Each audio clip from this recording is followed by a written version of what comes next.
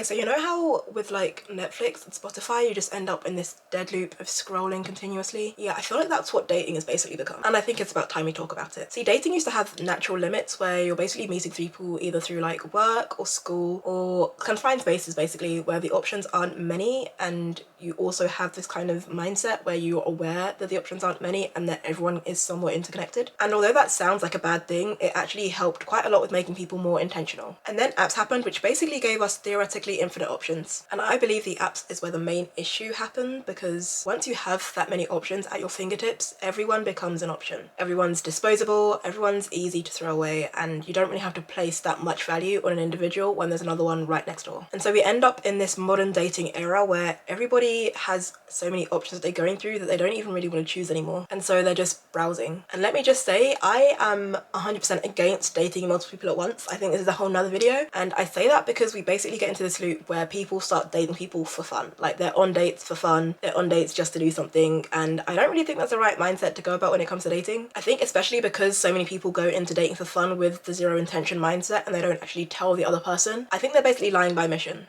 And I think that's one issue out of so many that we can pick from this scene. I mean, another one, for example, is that people now have people for different things. So they have one for like going out for fun, they have one for paying for food, they have one for education, they have one for I need my bills or my nails done, I have one for this, that, and the third, and it's kind of getting out of hand. And it's like, by the time you know it, people have basically built a situationship portfolio where they just have so many options and nothing real coming from any of them. And the thing about these people is that they never really think about an exit plan. So for example, what happens if one of the people catches feelings, or what happens if you catch feelings?